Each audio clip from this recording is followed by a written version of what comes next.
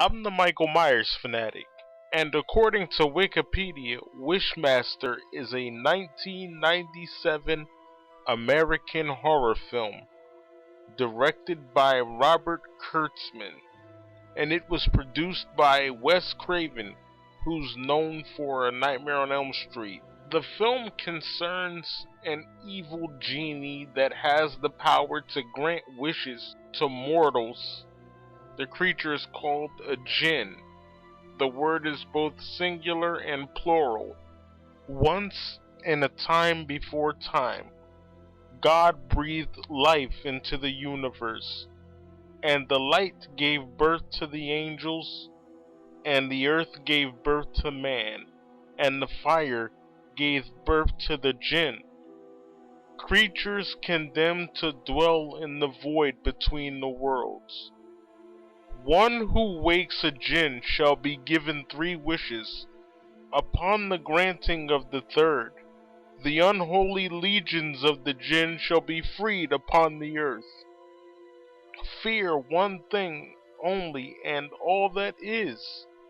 Fear the jinn. That is basically the story of the Wishmaster, saying that apparently when God created the earth, he also created the jinn. Now we know that's not actually true, that only applies to the movie. But basically they are creatures that want to be freed upon the earth for anybody that hasn't seen it. And they have unlimited power, but the only way they can really be free is to take over this world.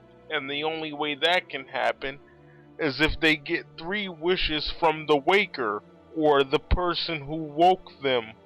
The movie stars Tammy Lauren as Alexandra Amberson. She's supposed to be this jeweler or some kind of person that works with jewelry. I don't really know the specifics. And then there's her sister Shannon. The movie opens up in ancient Persia, 1127 AD to be exact.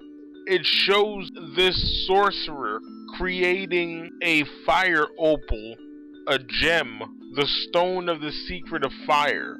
And he creates this jewel to imprison the jinn. You have this village of poor people, but it has a king, and the king is trying to think of a way to feed his people. So he unleashes the jinn, and he tells the jinn to show him wonders, and the jinn says, "As you wish."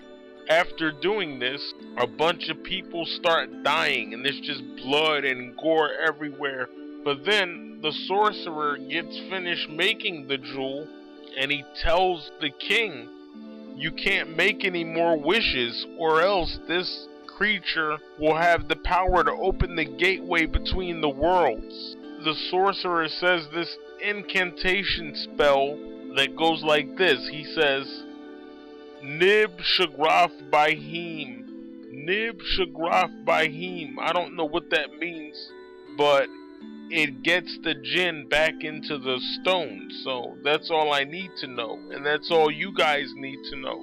Then we open up to present day America. And as I told you, Alexandra Amberson works at this place where they study jewelry.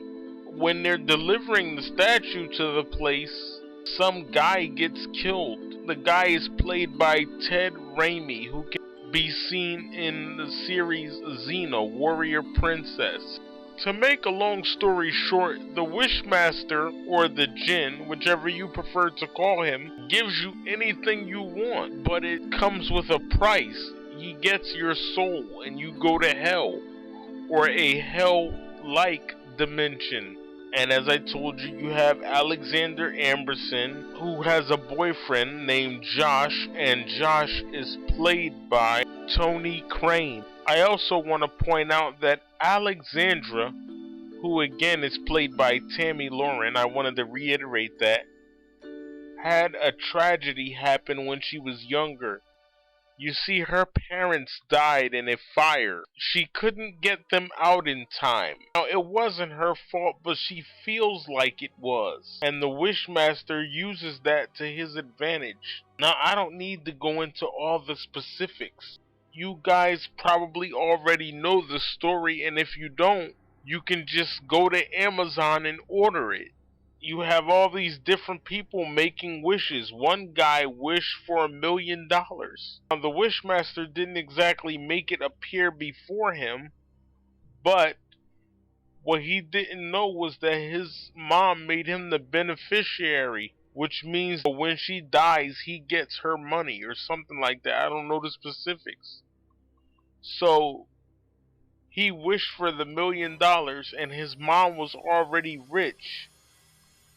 So she got on the airplane and the airplane exploded, which means that he automatically gets the money. One guy wished to escape from his life, and the Wishmaster put him in this tank filled with water. Another thing I want to point out is that they have a bunch of cameos from horror movies. Like they have Robert Englund, who played Freddy, Kane Hodder, who played Jason in parts 7, 8, 9, and 10. They have Tony Todd, who played Candyman. One woman wished to be beautiful forever, so the Wishmaster turned her into a mannequin. I mean, I can go on and on. Robert Englund's character, Raymond Beaumont, made a wish that he could host a party that would be talked about for centuries. So the Wishmaster made everyone die in this giant massacre. This film was written by Peter Atkins. I think the first Wishmaster was the only one that he was connected to.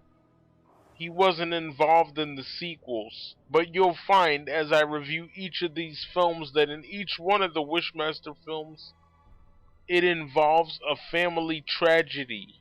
And the Wishmaster uses it to his advantage throughout the series.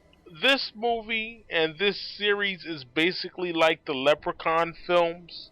When I say that, I mean that it's low budget. It deals with greedy mortals making wishes and paying the price. But only this film actually has continuity. It shows you the Wishmaster coming back, but it doesn't mention any of the previous characters. I don't get why the fuck they do that. I don't know what it is with people not mentioning the previous films. I really don't understand that. I'm sorry for the language, but that's really irritating.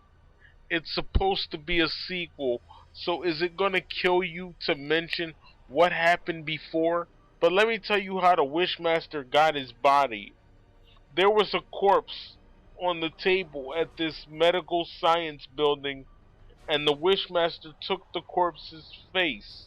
If he takes your face, he assumes your identity.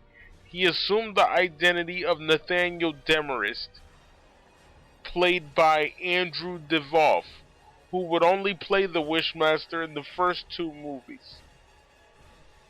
This movie was released on September 19th, 1997. I didn't see this movie until the year 2000, so I was 3 years late, I know. I saw the second Wishmaster movie first. Getting back to the movie, the Wishmaster is out of his prison.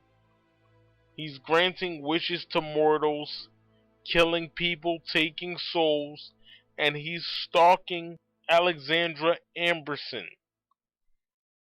He keeps asking around, do you know where she is? And they all tell him, I can't give you her address. He eventually finds her because Raymond Beaumont, played by Robert Englund, who also played Freddy, invites her to this party. And then that's where the Wishmaster finds her. I really enjoyed this series. She made actually 4 wishes. She was only supposed to get 3, but he gave her 4.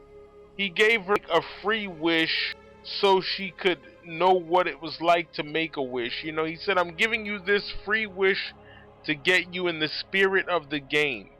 And that first wish that she made was for him to blow his brains out. So he takes a gun, shoots himself in the head, and he says, "That which is eternal cannot die. But if it's any consolation, sweet Alex, that hurt like hell." So I guess even though he's this all-powerful demon, he can still feel pain. There's also this creepy old lady named Wendy Derleth, and she's played by Jenny O'Hara, who can be seen in the 2010 movie Devil. Wendy tells Alexandra all this stuff about the djinn, saying that the djinn is really darker than the way that it's usually portrayed, that the djinn wants to usurp this world for its own self, which you can kinda guess anyway. You really didn't need Wendy Derleth to tell you that. Obviously, if some kind of demon or evil force is trying to escape its dimension, then that means that it wants to take over this one. Duh. I'll take duh for 200, Alex. But there's a scene where the Wishmaster tries to get into this building, and Kane Hodder won't let him in. And Kane Hodder tells him, "You're gonna have to go through me, and that's something I would love to see." So then the Wishmaster literally goes through him. And I want to point out that Alex's friend Josh got killed earlier in the film because he was in so much pain. And the Wishmaster asked him, "Do you wish me to stop the pain?" And Josh says yes, and the Wishmaster says, "As you wish." So he died because he said that he wished for him to stop the pain. The very last wish that she made is the most important one, and I really like this wish. She made a wish that Mickey Torelli, who was the guy that was drinking at the beginning of the film, she made a wish that he had not been drinking on the job 2 days ago. And by doing that, she actually reversed time. So she made it as if it never happened.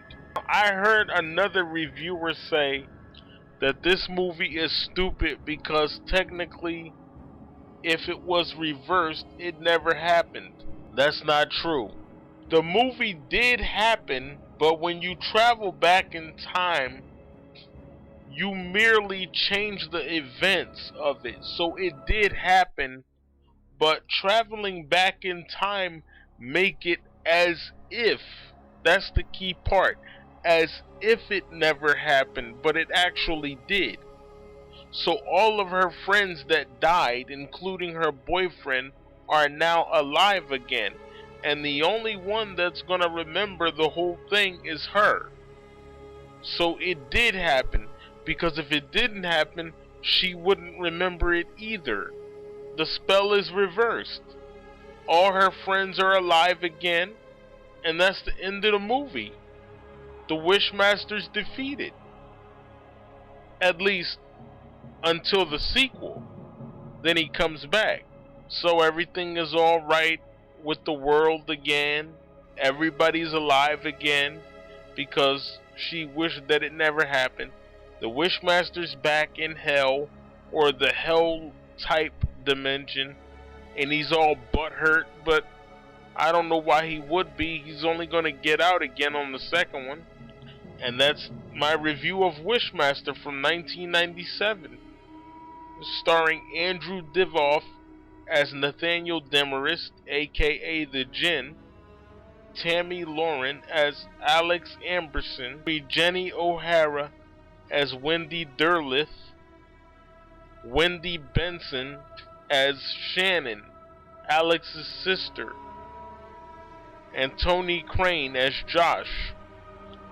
The moral of this story: be careful what you wish for. We all have wished for something at one time or another. I'm the Michael Myers fanatic, and I approve this message. Wes Craven's Wishmaster from September 19th of 1997. Thank you for listening.